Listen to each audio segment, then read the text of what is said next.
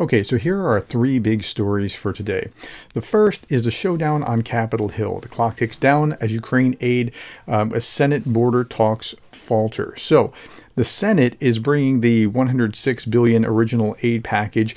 The Republicans have already made it very clear that they're not going for that, that they need to have some movement on the border, securing our border so that we can pair these things together. So it will fail, and then they'll get together and they'll sort it out. Now, Zelensky was supposed to be speaking to the Senate before this, ahead of the supplemental vote, and he decided not to do that. He actually stepped out of this and canceled this Senate address, which was actually a better move because it doesn't look like it would be worse for him to make this pitch and then have the Americans deny it than it would be to have canceled this. So that's where they are with that.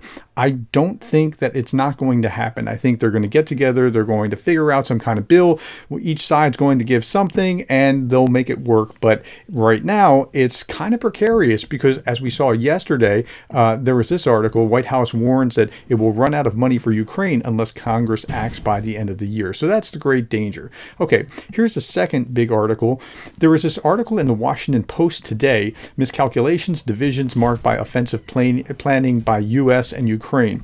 And basically, the U.S. wanted them to go through a single point on the front line and just really plow through it. And the Ukrainians are saying, look, let's spread them out. Let's keep these three different areas of contact. And there's more to the story, but Ukraine didn't do exactly what the Americans wanted them to do for their war planning, but they really didn't have the material yet to do what the Americans were war gaming out. And so there's some conflict. I'm sure you're going to hear about it. The pro-Russian channels are going to go nuts saying, see, Zelensky's a terrible partner and the U.S. is losing faith and all that. That's going to happen inevitably, but this article will give them fuel for the fire, even though the article was reasonably balanced.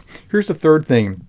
And it's not an article so much as I put this video together today.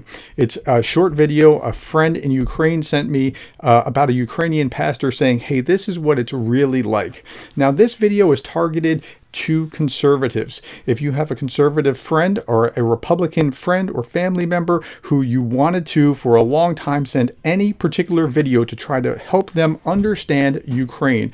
I try to speak in Republicanese and conservativese to them to explain, look, remember your first principles of being a conservative. When did Russia become the good guy? Look at what's happening to him. Please share this video with them. Thank you for your time. Those are the three big stories for today. Thank you for being the kind of person that cares about Ukraine.